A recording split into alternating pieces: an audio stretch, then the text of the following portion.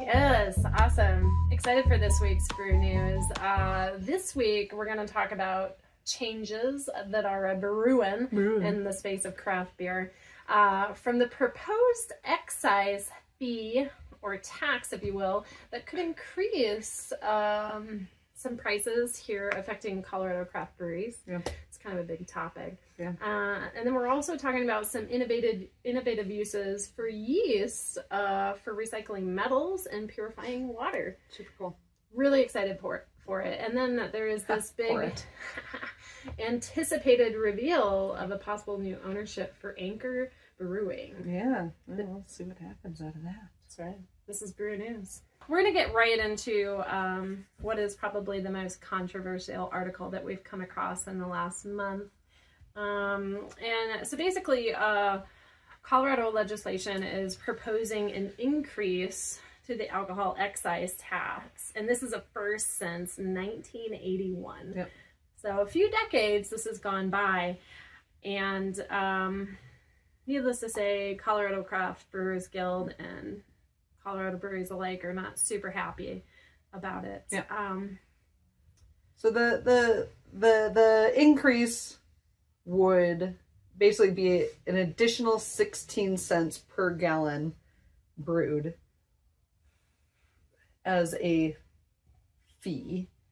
That was the first proposal. Yeah. It was basically a three times increase. Yeah. But they scaled it back. They're now proposing only like 2 and some change cents over. Yeah.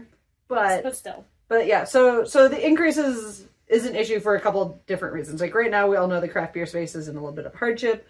We all know that fees for employment are up. We know that prices for materials, grains, malts, packaging, all of that has increased. Water's increased, electricity's increased. Like literally everything has increased. So now throwing on another tax seems really hard for an industry right now struggling. And so the shady part is this whole fee versus tax thing. So basically the legislation is proposing it as a fee to brewers, rather than calling it a tax, right? It's kind of like the sneaky little way of wording it, which is a loophole that then we wouldn't have, as taxpayers, we wouldn't then get to go in and vote on this proposed increased tax based on the Tabor laws. Exactly. Right. Yeah. So there's issues to it in that way. Yeah. Right. You're like, hey, if this is actually a tax, which it kind of reads a lot like a tax, an increase in that, like, why shouldn't the people get a vote on it? And they did a survey, and basically overall they didn't think it would pass. Which is why they called it a fee. Yeah, like, and arguably, call it a fee. That's why they're calling it a fee. Maybe it is, maybe it's not. It might have been a fee before. I am not in legislation. So there's that issue behind it, which is interesting. If you want to do the counter argument, they basically have $250 million of alcohol-related expenses that get shoved into the government or Colorado that they're trying to help get these expenses covered through this fee. Mm-hmm. And then other piece is Colorado has the lowest alcohol fees. Not the lowest. They're the 49th state for lowest fees. So basically second to last. Yeah. So I get why maybe like you could probably maybe tack on a little bit. I think the timing seems really poor on it. I also understand why people wouldn't want it. I understand why maybe they would want to give it up to a tax.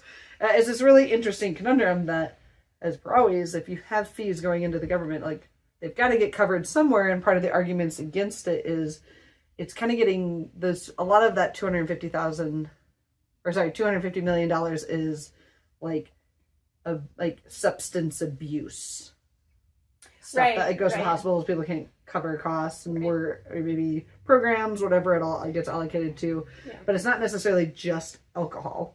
And the leader of the Brewers Guild even brought up or the Brewers Association was like, it's kind of hard to charge a fee on other substances that are illegal, but then why should beer have to front the biggest cost of it? And they're basically not blaming it, but they're pointing a finger at the fact that alcohol is a gateway drug. And if you're old enough or you ever heard of taking Dare way back in the day, I mean, that's what they talked about, right? And it is this gateway drug to other drugs. And so if you then push these fees further on alcohol consumption, then they can start to help cover the costs of these alcohol-dependent classes or drug-dependent classes, whatever it may be, where people can't afford the fees to, you know,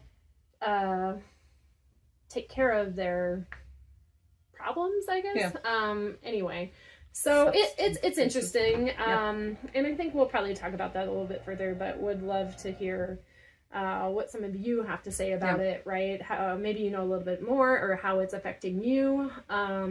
What do you think about it? Yeah, pros and cons. Do you like it? Do you not like it? Yeah, I don't, at least where I sit currently on it, I don't necessarily, it seems more like a tax, so I would prefer it to get put through as a tax, because like we intentionally put in Colorado the table law to help build a vote on taxes, and it seems like this is skirting it, so I don't love that.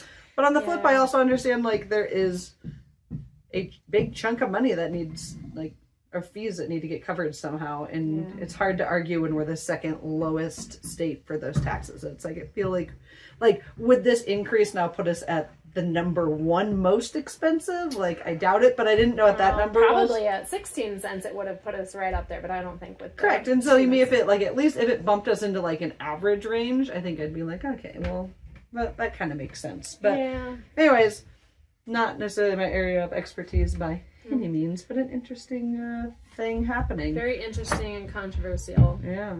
But happening in the world. Based on my interest, not as interesting as this next article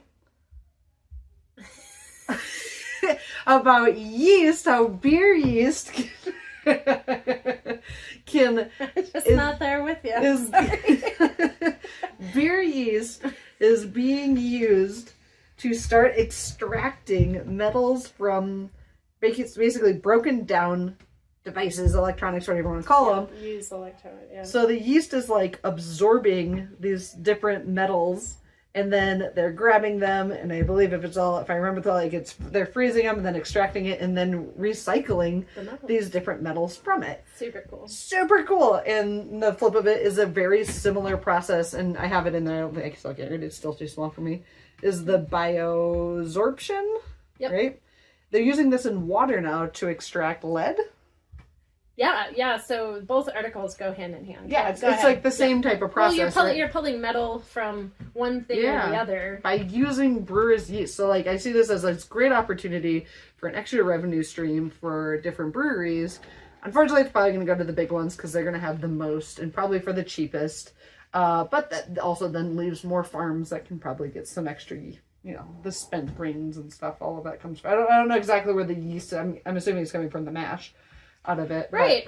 The wasted brewery's yeast, right? Yeah. That's not the mash. I'm a dummy. That's going to come from the fermentation. Exactly. Don't mind me. I'm an idiot. I got too excited. I'm frozen. So a lot of that waste, we talked about in a couple episodes ago.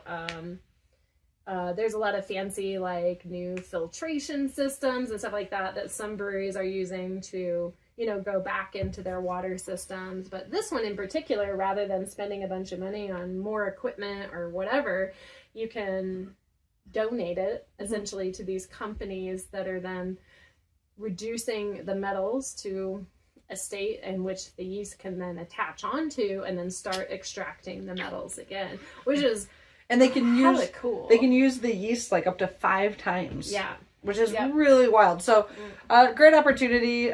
Great new technologies coming out. Great use for something that's really, really cheap and literally just getting dumped down the drain right now. So, score, win. Beer saves metal from our wastelands. There you go.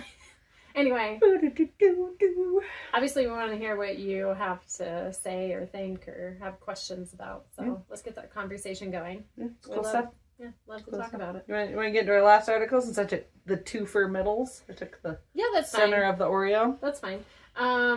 So if you haven't heard, if you haven't been following, Anchor Brewing is got a bunch of bids on it, and it's going to have a new owner here at the end of June, end of May. Next day or so, they'll announce. So by the time you see this, they're going to have possibly their new owner. Yep.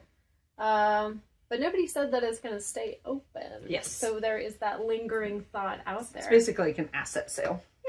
Yeah. So what is the new owner going to do with said assets? So that's what we don't know yet. But currently they're just basically vetting through all the different bids. Clearly they haven't announced who the owner is yet, but it's supposed to be in the next day or so. So maybe on the next episode we'll be like, this is the new owner. Who's going to be Brewing, Anchor? What's their big beer name? The Steam. The Steam. Yeah. Steamer? Your Steam.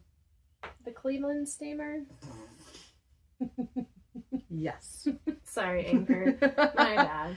Yeah, So, they're anyway. closed. You can't hurt their feelings. No, I that was my, I guess Ale. for me, The steamed ale. the steamed ale is who might be then brewing those recipes if it's an asset sale, right? Yeah. Like that could be really cool. Yeah. We hope you enjoyed this week's sipisode of the Brew News. There's a lot of stories out there, and these are meant to reflect that dynamic and ever-evolving nature of the craft beer industry, which we think really emphasizes on innovation, resilience, and that ongoing impact of sometimes those legislative changes within the industry.